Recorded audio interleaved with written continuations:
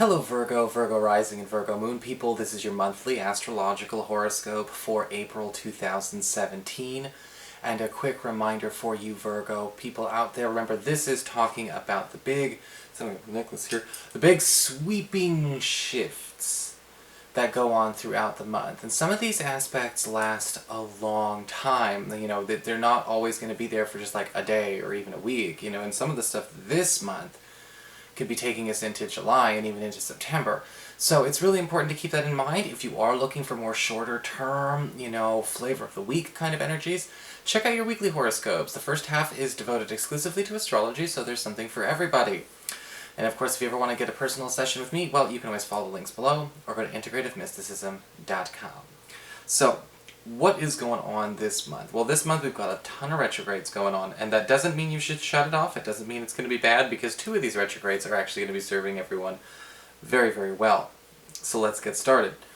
On the 2nd of the month, we've still got Venus, currently retrograde, moving backwards into Pisces, into your 7th house of committed partnerships, your closest one-on-one relationships, your BFF, you know, your husband, wife, boyfriend, girlfriend, business partner, roommate, all those really, really close one-on-one ties and interactions that you have on a more recurring basis. And with Venus retrograde in this area, Venus retrograde can bring up some insecurities. That's what she does. You know, that's kind of where you know, she's kind of bringing up the stuff or agitating the stuff in the pot, stirring the pot that's already there. And kind of makes things a little bit bigger than it needs to be. And that's kind of what's going on in this area. There may be some issues going on at the beginning of the month with your best friend, you know, or even a romantic partner. And usually with Venus retrograde, we have issues going on with abandonment, we have issues going on with trust issues, and, you know, again, insecurities, and focuses on instant gratification. And sometimes when people do anything for instant gratification, they end up costing themselves a lot more, you know, because sometimes get something fast, you got to pay a higher price. And, you know, this could be a discussion literally about funds, because Venus does real finances and how a partner is or is not handling them or managing them well. Or this could be a situation of trust or loyalty, or feeling that a person might not necessarily be very loyal. Your partner may be feeling like they are getting neglected. You might be feeling like you're being neglected. But where is Venus retrograde overstating the point where we need to be focusing on a fix? Because remember, Venus retrograde, it's more about the emoting and not necessarily the solving. Luckily, after the 15th of the month, Venus will be going direct in this area, and a lot more love and harmony and sweetness and bonding is going to be coming back into this area. She's going to be patching things up. She's kind of got over her every other year big mood swing that happens with this retrograde. And, you know, we tend to see a little bit more connectivity going on here. Remember, it's never really a good idea to rush something to become official during a Venus retrograde. Try as some people may. I've even had people try and, you know, they're like, when are we going to get official? And I'm like, it's Venus retrograde, remember? So, you know, try not to make anything too airtight if we're still in the dating sphere, if we're still trying to work things out. If it can wait till the 15th, it's definitely worth it, because when, you know, when Venus goes direct, it's going to be it's always a wonderful turn of events. She always celebrates something huge when she comes out of that shell. On the 6th, we've got Saturn turning retrograde in your 4th house of home and family. And this might actually be a very welcome shift for the next 3 months for a lot of Virgo people, because Saturn in the 4th house has been stirring up a lot of crud over the last couple of years, and in his last transit, or his last push through Sagittarius, he's been a little bit more aggressive this year on the home front, dealing with relatives, dealing with issues with the home structure, home infrastructure, home finances. And luckily with Saturn going retrograde, we get a little bit of a break. Those of you who've been feeling like it's been really hard to perhaps even make a move, make, you know, or make peace, you know, get a better relationship going with relatives, dealing with troublesome relatives, dealing with difficult energies and family dynamics and politics and things like that. You know, Saturn retrograde is going to be making it a lot easier to make the peace. It's going to be opening up everyone's mind. It's a nice break from the restrictions and some of the binds that have been going on there. Some of you may have been feeling like it's been impossible for you to move from a place that you're at. You want to leave town, you want to go and start a new thing. Some of you have been feeling like maybe you want to buy a new house, or you want to unload a property, get this thing off my hands. Saturn in the 4th house can make it a real pain, but luckily, over the course of the next 3 months, Saturn will be retrograde, letting you do your thing. Now don't forget to fix the problems that that came up during this time. At least we know the solutions will be easier to find. Don't just leave them until Saturn goes direct later on, 3 or 4 months from now. On the 9th, we do have Mercury going retrograde in Taurus, in your 9th house of government legal proceedings, travel, your school life, your higher education, your spiritual life, and any kind of multicultural or spiritual activities.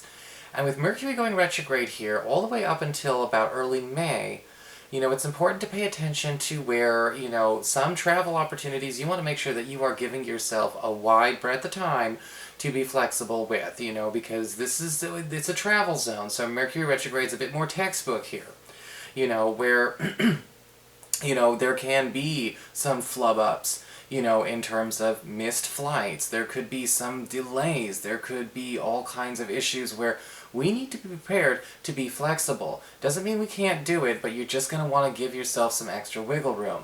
Mercury retrograde in this area could also create a bit of a stall or a slowdown in some kind of government or legal proceeding that's going on, or something that you're trying to initiate. I don't recommend initiating a lawsuit or initiating an application for a government grant or any kind of funding or anything special like that during this Mercury retrograde in Taurus. So you should do it either A, before the 9th, or B, wait until, until after May if you want it to go, after the first week of May, just the first week of May, if you want it to go smoothly. If you absolutely can't find a way to go around doing it then, just be prepared, again, that there's going to be some delays here. We might not see it conclude until the Mercury retrograde ends anyway. Those of you who are looking to get into schools, those of you who are doing test taking, see if you can't get something done early, please. And if you must do something during this time, take your time. Do not rush and do not pile anything back to back with your schedule in these areas. On the 11th of the month, we've got a full moon in Libra, in your 2nd house of earned income. And a lot of you Virgo people may be finding a good reason for you to move on from your current place of employment. If you've been looking for a new job, maybe you're not currently employed, but you are looking for something new nonetheless. With the sun, with the full moon in the 2nd house, something comes and gives us a good reason to maybe consider putting in our notice or initiating some kind of alteration. Some of you may be quitting one place for a dream job or a dream schedule or a dream salary during this time. And it's totally safe to do that during the Mercury retrograde and during the Venus retrograde for that matter, because again, these aren't really affecting this house. Astrology goes by houses. And with, it may be between the 11th and the 25th of the month, some of you may be actually deciding to pack up and move on. Now, even if you don't move on, there will be an ending at the workplace that will actually change the way you handle going to work henceforward throughout the rest of the year. There could be news of a boss, or maybe even a department going through a major shift if there's a coworker quitting, or maybe even somebody who's next in line decides to step aside. This could be a way for you to still improve your situation. On the 19th of the month, we've got the Sun moving into Taurus, into that 9th house of travel, higher education, and, government legal proceedings. And again, we still have Mercury retrograde here, but the Sun going in this area is getting more out of that process. We may be finding out some hidden loopholes, because Mercury retrograde and the Sun combined as an energy talks about finding loopholes and exploiting certain technical or bureaucratic loopholes when it's in this area. We may find out that we've been doing something wrong the whole time. We filed the wrong paperwork, we scheduled the wrong itinerary, there's an easier way, because the Sun is always trying to show us the easier way that we need to correct. And this might actually be really good for those of you who, again, are thinking about doing something with your schooling, or doing any kind of broadcasting, any kind of social media expansion, personal marketing.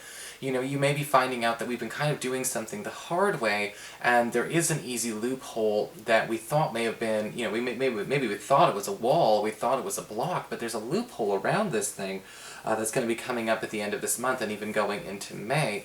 And after Mercury goes direct, the Sun and Mercury have you basically large and in charge anyway. So let's find out what this is. Let's not be afraid to deviate from the path that we're on a little bit, because, again, Mercury retrograde can turn over a stone that may actually have sort of a hidden gem or a hidden key that we need to unlock a stubborn door. Metaphor City. On the 20th, we've got Pluto turning retrograde in your 5th house of love, romance, and your relationships with your children. And Pluto goes retrograde for a long time. Pluto's going to be retrograde here all the way up until about September. Okay, now Pluto retrograde is definitely an interesting energy because it's not all bad and it's not all good, and some people get mad because it's not simple, and it's just not, and I won't lie and make it simple anyway. But Pluto retrograde could actually be a wonderful thing for a lot of people, because Pluto retrograde brings back old opportunities. We tend to bring things back that we thought were dead and gone, we never had a chance again. It's bringing it back. And with Pluto retrograde, there may also be a really good opportunity to revive a love affair that you're in, or to bring back an opportunity to bond with our children that we thought we may have missed. Because we're bringing back old eras, we're bringing back old focuses, we're bringing back more that we need, that we should not have done without in the first place. And this could be wonderful because, again, this could be even bringing up a new honeymoon phase for those of you who are looking for love. This may be bringing some people back from the past. We've got that also going on with Venus retrograde, but I like it better with Pluto retrograde and Venus direct because it's more true. You know, Venus retrograde tends to be all about closure. Venus direct, while Pluto's retrograde tends to be a real nice shot. Also, it's important to understand, though, when it comes to Pluto retrograde, that closure thing, we need to have that. Because we kind of have a lesson to learn with Pluto retrograde. Nothing begins without an ending. We can't take everything with us to the brand new place or the brand new thing all the dang time. And so we may have to deal with some struggles over the next few months, when it comes to working with our kids, working with trying to find love, or working with an existing lover on trying to have the optimal relationship. There may be just some things that we do, or things that we've become used to that need to, go away in order to make room for, again, something better, a better quality of life. And so we can't emotionally or even physically hoard these things. So Pluto retrograde's like, look, until you make a sacrifice to make some space, we can't start something new. Okay? It could be tangible, it could be intangible, but that's kind of a lesson there for us Virgos. Not always, but it's a lesson this year. On the 21st, we do have Mars going into Gemini, into your 10th house of career. And this is one of those areas, whenever Mars is in a money zone, houses 10, 2, or 6, you can count on some extra overtime and some fast money opportunities, because Mars rewards action through labor and money through labor. And with Mars going into the 10th house, you may be noticing that your competitive strength is going through the roof. You may be finding that you are beating rivals at the office or rival businesses when it comes to sales, when it comes to your performance reports. You may also be noticing that you are doing quite well, again, in drumming up extra funds and extra opportunities by sort of upselling or just getting more on a regular basis. This could mean later nights. This could mean even working a little bit on some of our days off. However, from the end of April to the end of May, we are going to be scoring it big because Mars does not like to take a rest. So you've got to make sure you take a rest if you need it. On the 26th, we've got a new moon in Taurus in that 9th house. And what's going to be happening with that, again, that 9th house energy, that new moon, alright, talking about expansion, talking about being able to proliferate yourself, trying to expand on your education, work on actually spreading your name, propagating your name, your works, getting into, your higher academia. This new moon could be talking all about this loophole that we just spoke about. A new opportunity in a very muddy area, a new opportunity you need to keep. Alright, at the end of this month, this could be a new opportunity to, again, get the visa, get the move, get the vacation time that you're looking for, get the holiday reserved that you're looking for. Maybe it's talking about getting into the school of your choice. Maybe it's talking about getting into the spiritual program of your choice. There's something that comes up after all that Mercury retrograde and Sun energy saying, look, hold on, we're doing it wrong, we're going the hard way. This new moon at the end of the month is kind of saying, and here's what you should have done all along, and here's the easy way, and guess what? You thought it took 10 steps, looks like it just took 4, here you go, boom, boom, boom, boom, boom, boom. So a very nice, again, turn of events after a bit of a tease mid-month. Finally, at the end of the month, we've got Venus going back into Aries, newly direct, ready to work on your 8th house of shared resources, passive income, and intimacy, and this is going to be a very, very nice romantic beginning for the beginning of May and the last couple of days of this month of April, because Venus in the 8th house wants to do nothing but get down. And usually with Venus in the 8th house, you can also expect your private income, your personal income, the supplements that you have on the side, commissions, tips, sales, and self-employment income, side business, even hobby profits to be going through the roof. So as you could see, all in all, it's actually not that bad a month of April. And I hope you enjoyed this video, Virgo. If you did, please like, share, and subscribe. You know I appreciate it. And of course, if you'd ever like to get a session, you can always follow the links below, or go to integrativemysticism.com.